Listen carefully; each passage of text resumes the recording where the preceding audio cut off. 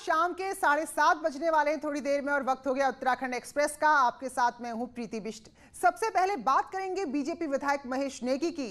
तो जो वो लगातार संबंधों से इनकार करते आ रहे हैं, लेकिन अब एक तस्वीर ने नया खुलासा किया है। जी हां, नेगी पर आरोप लगाने वाली महिला को जिस तरह से सियासी साजिश बताया जा रहा था, लेकिन अब महेश नेगी और उसी आरोप लगाने वाली महिला की एक सेल्फी सामने आई है और इस सेल्फी में महेश नेगी और महिला दोनों साथ में नजर आ रहे हैं। और इस तस्वीर का जो बैकग्राउंड है तो ये साफ लग रहा है कि किसी के घर के अंदर की तस्वीर है। हालांकि ये साफ नहीं कि तस्वीर कहां की है और किन हालात में इसको लिया गया है, लेकिन तस्वीरों से इतना तो समझ में आ रहा है कि दोनों एक दूसरे के साथ बिल्कुल सहज हैं और महिला उनके साथ नजर आ रही है। तो विधायक पर आरोप है महिला का कि जो उसकी पत्नी है, दरअसल उसके पिता, जो उनकी बच्ची है, उसके पिता विधायक ही हैं, लेकिन विधायक की पत्नी ने महिला पर ब्लैकमेलिंग और 5 करोड़ रुपए मांगने का आरोप लगाया है।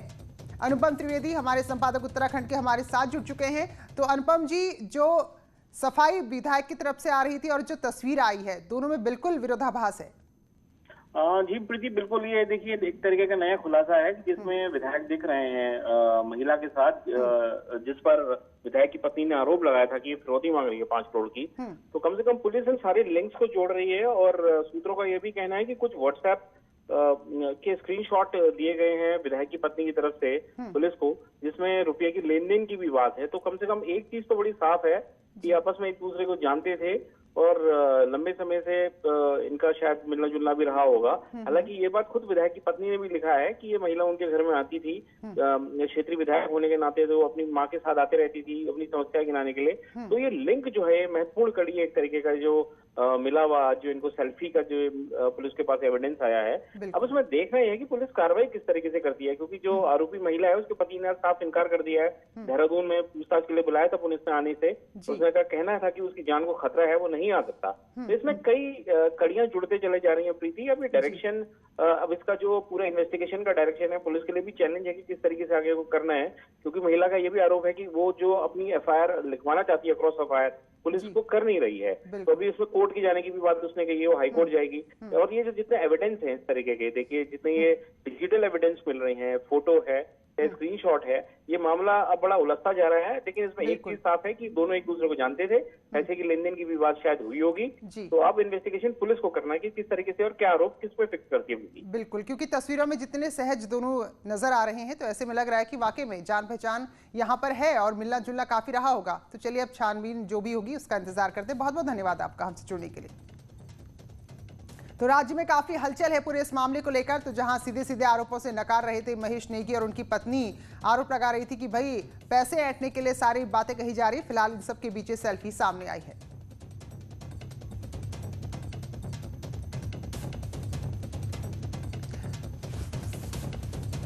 तो कुछ दिन पहले हमने बात की थी, जो पीड़ित कह लीजिए या लेकिन विधायक के परिवार की तरफ से आरोपी कह लीजिए, तो उसने खुलकर न्यूज़ 18 को बताया था कि किस तरह के संबंध उनके रहे हैं और किस तरह से पुलिस उनका साथ नहीं दे रही है। तो बातचीत आपको सुनाते हैं एक बार फिर से। बीजेपी विधायक महेश नेगी पर लगे यौन उत्पीड़न के आरोपों में कितनी सच्चाई है, इसको लेकर महिला आयोग जहां जांच कर रहा है, वहीं पीड़िता आज न्यूज़ 18 के साथ है और वो बताएंगी कि क्या कुछ अभी तक इस पूरे मामले में रहा है। मुझे बताइए कि गंभीर आरोप आपकी तरफ से लगाए गए हैं, कब से आप जानती थी और अब क्या कहना चाहेंगी? क्या विधायक की तरफ से अभी तक, जब से मामला चल रहा है, 4-5 दिन हो गए, आपसे कोई संपर्क किया गया? मैं उनको 2018 से जानती हूँ। 2018 से हमारे बीच में, दोनों के बीच में ये सब चल रहा है और अभी तक 5 अगस्त को मेरी उनसे लास्ट टाइम बात हुई है। उसके बाद मेरी उनसे कोई बात नहीं हो रही है। कुछ कहा गया? किसी पार्टी की तरफ से कोई फ़ोन आपके पास आया अभी तक? नहीं, मेरे पास ऐसा कोई फ़ोन नहीं आया है। 5 अगस्त को मैंने उनको बात करके ये सारी बातें बताई थी। उन्होंने मुझे यही कहा कि मेरे तो चुनाव आ रहे हैं, 2022 में मेरे चुनाव हैं, अगर तुम ऐसा कुछ करोगे या ये बातें अगर कोर्ट तक जाती हैं तो मैं सुसाइड कर लूँगा। बात बिगड़ी कहाँ से? आप जैसे जानते थे उनको और आप बता रहे हो कि 2018 से सारी चीज़ें ख़राब हो गई। क्या आखिरी बार बात हुई आपकी जिससे पूरी बात बिगड़ गई और आपको सामने आना पड़ा? बात तो मैं तो सामने आ ही नहीं रही थी।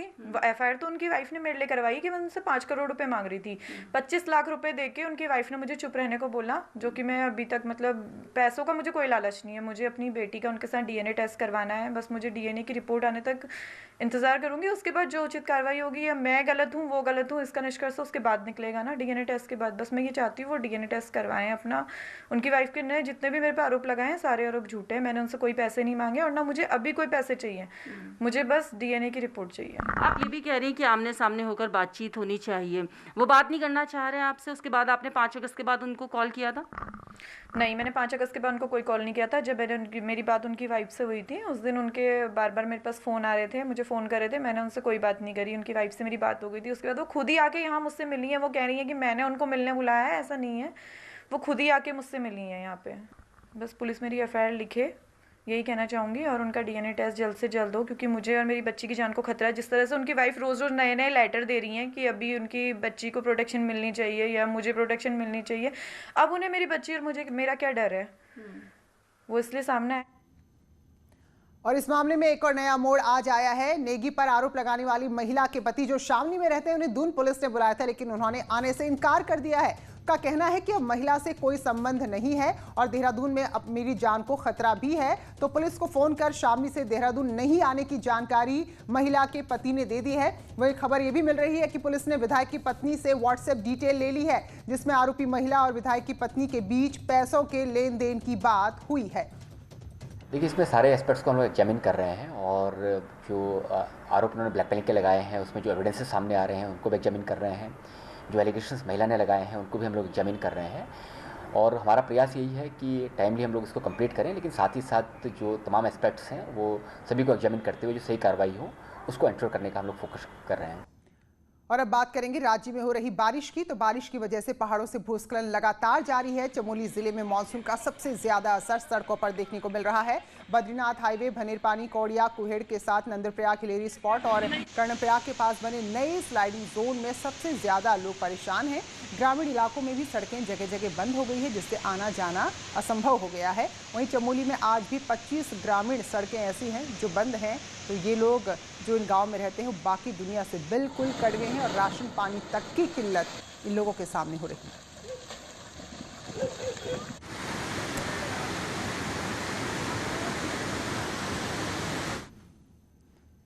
तो लगातार ऐसा ही हालात यहां पर बने हुए हैं। नदियां उफान पर है। इसी बीच रामनगर पौड़ी नेशनल हाईवे 309 पर पड़ने वाले धनगढ़ी नाले की तस्वीर देखिए।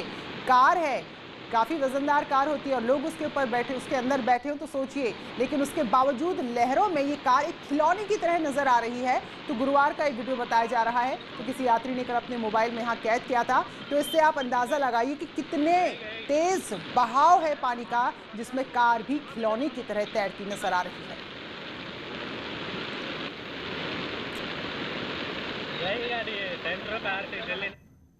वह उत्तरकाशी के बड़कोट तहसील में बारिश का तांडव देखने को मिला। चपताड़ी और बंचियाड़ गांव के बीच बारिश की वजह से किसानों की कई एकड़ उपजाऊ जमीन पूरी तरह से बर्बाद हो गई है। पानी बढ़ गया, जिसकी जगह से कटान हुआ और कई जगह अब मोबाइल का नेटवर्क भी नहीं आ रहा है। तो यानी कि पूरी तरीके से इलाके के लोग अलग थलग पड़ गए हैं।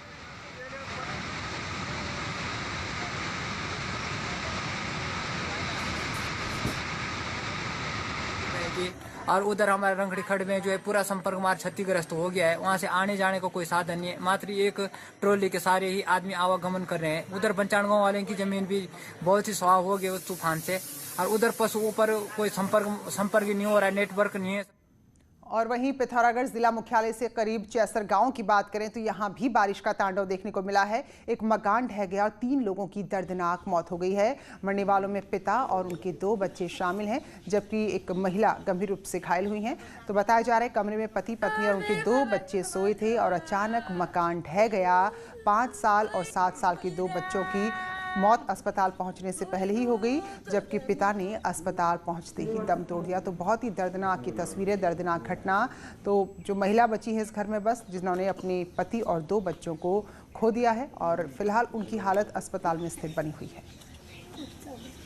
इनकी कोई न कोई सहायता करें, क्योंकि परिवार बहुत दुखी है। अब इसमें शिफ्ट कर रखा है अभी हमने इनको पूरा सामान ये इनके घर में। अब कब तक रहेंगे बेचारे? इसके लिए कुछ न कुछ होना चाहिए साहब। तो ऐसी ही दर्दनाक तस्वीरें सामने आ रही हैं। वहीं विकासनगर के जौनसार बावर की लाइफलाइन कहे जाने वाले कालसी चक्राता मोटर मार्ग के पास जजरेड़ पहाड़ी लगातार नासुक बनती जा रही है। हल्की सी बारिश, यानी कि बस बारिश छू भर ले पहाड़ को तो भरभरा के बोल्डर मलबे सब सड़क पर आ जाते हैं। तो ऐसे में जो कि आवाजाही का ये बहुत महत्वपूर्ण रास्ता है, यहाँ बार बार लोगों की जान को खतरा बना हुआ है। वो हमारी जो रिकरेंट लैंडस्लाइड जोन्स हैं, एक तो जजरेट पर है और एक कोटी में है, इछाड़ी के पास में। तो दोनों पर ही पीडब्ल्यूडी सैया के अंडर ये मार्ग आते हैं। तो वहाँ पर फुल टाइम डेडिकेटेड 2-2 मशीन्स वहाँ पे लगाई गई हैं और एज एंड व्हेन रिक्वायर्ड तो एक्स्ट्रा मशीन्स भी कालसी में रखी गई हैं। तो जैसे जैसे ब्लॉकेज हो रहा है तो जितनी जल्दी उसको खोला जा सके उसके लिए प्रक्रिया को अपनाया जा रहा है। पहाड़ी इलाके से लगे हल्द्वानी के लिए पहाड़ में जो बारिश हो रही है परेशानी का सबब बनी हुई है। पानी जो भी बहकर नदियों में आ रहा है उससे अब देखिए लोगों का आना जाना मुश्किल हो गया है। हल्द्वानी के करीब काठगोदाम का दानीजाला गांव है जहां की तस्वीरें हैं। पुल नहीं है और ऐसे में खुद ही इस तरह का जुगाड़ लोगों ने किया है। नीचे से गौला नदी जो पूरी तरह उफान पर है, लेकिन लोगों को रोज इसी नदी को कुछ इस तरह से पार करना पड़ रहा है। 2005 से हम कोशिश कर रहे हैं और 2 दफ़े यहाँ का पुल निरस्त भी स्वीकृत होकर निरस्त भी हो चुका है। अब ये समझ सकते हैं 15 साल का वक्त लग गया है इनको संघर्ष करते हुए यहाँ पर पुल के लिए। हालांकि जब से ये गांव बसा हुआ है यहाँ पर तभी से लोग संघर्ष कर रहे हैं और उफनती हुई गौला नदी को पार करने को मजबूर होते हैं। लेकिन इस सब के बीच क्योंकि डीएम का आश्वासन मिला है तो इनको भरोसा है कि पुल बनेगा, लेकिन जब तक पुल नहीं बनता तब तक उम्मीद पूरी नहीं है। कैमरा पर्सन कुमार के साथ शैलीन नेगी, न्यूज़ 18 हल्द्वानी।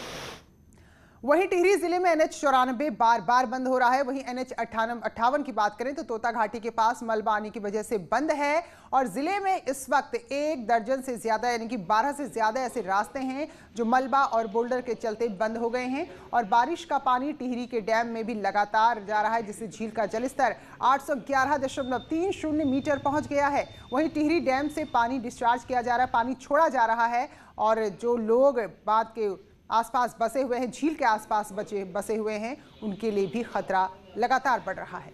NH की बात करें तो NH-58 में तो तोता घाटी के पास अभी बंद चल रहा है, उसमें लगातार कार्य चल रहे हैं। सभी डिपार्टमेंट द्वारा अपनी अपनी कार्य योजना दे दी गई है और आज शाम तक अधिकतर रोड खुलने की संभावना है। अन्य रोड्स पे भी सभी डिपार्टमेंट ने टाइम दिया हुआ है, उसी टाइम के अनुसार बाकी रोड्स भी खुलेंगे। लगातार हो रही बारिश के कारण पौड़ी में दूसरे दिन भी 43 सड़कों पर यातायात पूरी तरह से बंद है। हालांकि पीडब्ल्यूडी ने कई जगह सड़कों को खोला जरूर है। जिले में 38 ग्रामीण सड़कें हैं, 3 जिला सड़कें हैं और 2 स्टेट हाईवे हैं जो इस वक्त पूरी तरह से बंद है। वहीं विभाग सड़कों को खोलने के प्रयास में जुटा हुआ है। और देहरादून की बात करें तो यहाँ भी बारिश का सीजन इस बार लोगों के लिए परेशानी का सबब बना हुआ है। ये तस्वीरें आपको दिखा रहे हैं तो देखिए जरा, कल ही जो स्वच्छता की रैंकिंग आई थी उसमें अधिकारी ये पीठ थपथपा रहे थे कि भाई 100 से बाहर हम भले ही हों लेकिन कम से कम पिछले साल की तुलना में तो हमारा जो स्तर है वो सुधरा है। लेकिन ये तस्वीरें हैं कहीं दूर दराज की नहीं है बल्कि देहरादून की है। यहाँ के आरा घर रिस्पना पुल के नज़दीक और ISBT पर जिस तरह से नालियों का पानी सड़कों पर ओवरफ्लो कर रहा है उसने साफ सफाई, ड्रेनेज सिस्टम, यहाँ के निगम, यहाँ के शासन प्रशासन सब पर सवाल उठा दिए हैं। और बड़ी खबर आ रही है, राष्ट्रीय अध्यापक पुरस्कारों की घोषणा हो गई है और इसमें उत्तराखंड के लिए गौरव की बात है। यहां के भी 2 शिक्षकों को पुरस्कार मिलेगा। इसमें से एक है कपकोट हाई स्कूल के प्रिंसिपल डॉक्टर केवलानंद कांडपाल और एकलव्य विद्यालय देहरादून की सुधा पेन्यूली। तो ये 2 नाम है और दोनों अध्यापकों को मुख्यमंत्री ने इसके लिए बधाई दी है। तो ये बड़ी खबर है। राष्ट्रीय अध्यापक पुरस्कारों की घोषणा में 2 शिक्षक उत्तराखंड के भी हैं। नाम एक बार फिर से आपको बता दें, पहला नाम है कपकोट हाई स्कूल के प्रिंसिपल डॉक्टर केवलानंद कांडपाल का, जबकि दूसरी है एकलव्य विद्यालय देहरादून की सुधा पेन्यूली। बात सियासत की करेंगे तो इस बार 2022 का रण बेहद दिलचस्प होने वाला है। आम आदमी पार्टी ने उत्तराखंड की सभी 70 विधानसभा सीटों पर लड़ने का फैसला किया है। इसके बाद से लगातार आम आदमी पार्टी त्रिवेंद्र सरकार पर हमलावर है। पार्टी के राज्यसभा सांसद संजय सिंह ने कहा है कि सरकार की शय पर राज्य में जो भू माफिया हैं, जो बालू माफिया हैं, वो लगातार सक्रिय हैं। पहली चीज तो उत्तराखंड के अंदर सैंड माफियाओं का वहां पर एक प्रकार से नेटवर्क और नेक्सस चलता है जो सरकार और पुलिस की मिलीभगत से चलता है। आज आप देखिए नदियों में बांध बनाने की धाराओं को रोकने की इस कार्रवाई के खिलाफ कई संतों ने अनशन किया, आमरण अनशन। तो देखिए अब कमर कस रही है आम आदमी पार्टी। तो मुख्यमंत्री ने चुटकी लेते हुए कहा है कि आप तो हर कोई है। जरा उन्हीं के मुख से सुनिए किस तरह से प्रतिक्रिया दी है। आप भी आप, आपके लिए, अरे आप भी आप, आपके लिए मैं, आप इनके लिए ये आप, क्या आप है यार, कुछ नहीं। अरे आप भी आप, आपके लिए मैं, आप इनके लिए ये आप, क्या आप है यार। ये ठीक है कि आम आदमी पार्टी को लगता है कि दिल्ली में उत्तराखंड के बहुत सारे लोग हैं, तो ऐसे में वही सुर्या वही उसको रहा उत्तराखंड में भी दिखाई देगी। लेकिन अगर उत्तराखंड की सियासत को आप देखेंगे तो तीसरे फ्रंट ने कभी भी यहाँ की राजनीति को बहुत ज्यादा प्रभावित नहीं किया है।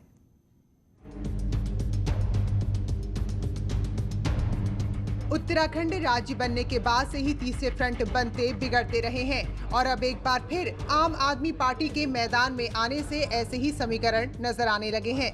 लेकिन कभी भी तीसरे फ्रंट को लोगों ने बहुत ज्यादा पसंद नहीं किया।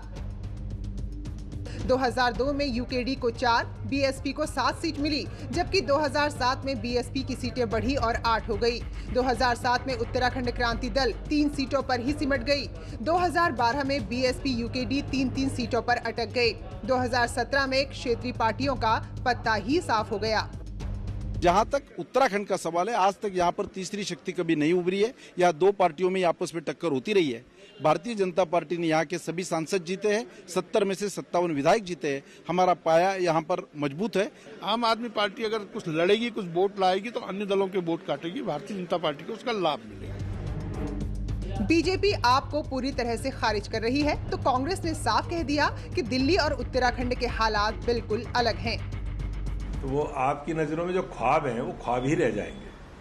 अब पार्टी को ये ठीक है, चुनाव को उत्सव कहते हैं हम, लेकिन ऐसा उत्सव भी नहीं है कि कोई आकर के सज धज करके आ जाए, नाच गाना करे और उसके बाद महफिल लूट के ले जाए। ऐसा थोड़ी है।